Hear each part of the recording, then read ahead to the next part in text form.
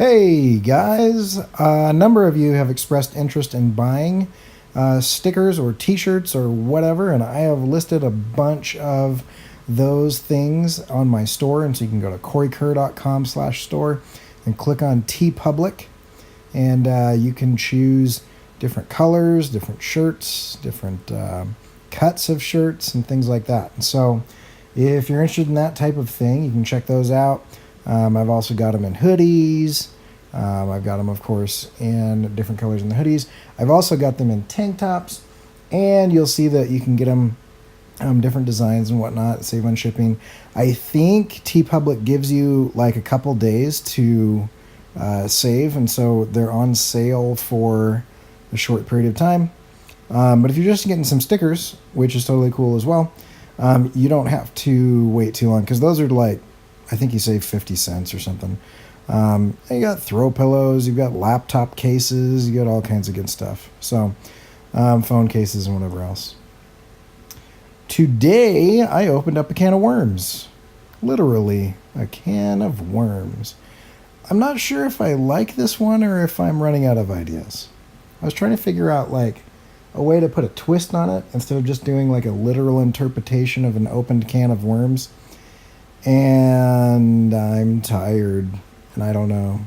Anyway, I'm going to talk you through my iPad Pro process here. So first I do a sketch layer or two, and then I merge those, and I lower the opacity, and then I jump in and I ink it. So you're seeing me ink it now. And then I'm going to do some flats, and basically I just go in and put in like solid colors, and I try to keep those layers separate because Sketchbook Pro on the iPad does not have masks, but you can lock down the layer. So once you get like a solid thing going on, then you can lock the layer and it won't color outside of that. And you can also use that for selections, and you'll see at the end here how I do that. So finishing up the inking right here, and now you're going to see me do some flats in a moment. So basically what I'm going to do is I'm going to get out the marquee tool, the selection tool, and I just make selections that kind of split the black down the middle, and then I'm going to use the paint fill bucket and I fill those selections in. So I'm just going to do those selections one at a time. Normally in an illustration like this, I would clean a lot of this up and it wouldn't be as messy, but since I'm doing one of these a day and I'm trying to do something that is kind of like a little bit more street art, a little bit more messy, a little bit more organic, and just for time's sake, I don't have time to do these like super clean. So anyway, there's all the worms. Now I would go in and I'm going to start a new layer, and I'm going to throw that underneath, and then I'm just going to do the same thing. So get out the thing. You can see that I've got a big chunk there, and what I'm doing is I'm following along, splitting that black line in half so that it doesn't hang over and that there's no white gaps or anything. And I'm just going to do the entire can.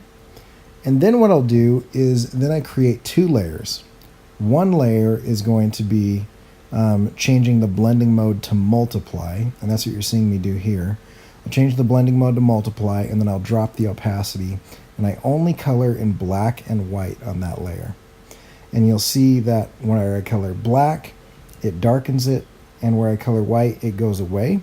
Then the second layer, which you just saw me do with those highlights, I change the blending mode to screen, and when I change the blending mode to screen there, then I'm able to color in white, and white shows up and black is hidden.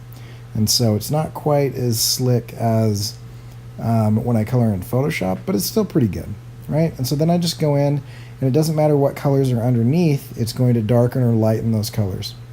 Then I add some radial gradients to a layer above that, and I'll choose a couple different colors. Usually what I'll do is I will choose warm for shadows and cool for highlights, or vice versa. So I try to keep my colors warm and cool opposite each other. And that helps separate the shadows and the highlights, not only in the value contrast, but also in a hue contrast. So anyway, some experimenting there, and once I get this the way that I like it, then I am done. And so I'll throw something behind it like what you see on the left there, like a concrete or a brick wall or something. Put a little white border around it to kind of simulate a sticker, and that's how I've been doing these. So then you can just take that and export that as a PNG with a transparency and upload it to a store like TeePublic, Designed by Humans, Sticker Mule, Sticker Ninja. There's a lot of kind of those print on demand or short run printing services where you can get your stickers made. So if you are following along with the sticker Stint, make sure to put your stuff up for sale, because a lot of people might want to buy what you're doing, and it's cool to have those products up there, and it doesn't really cost you anything. So anyway, that is it for day 13. 13 already? That's crazy. All right, and in a day or two we'll be halfway there. We'll catch you guys tomorrow. I'm out.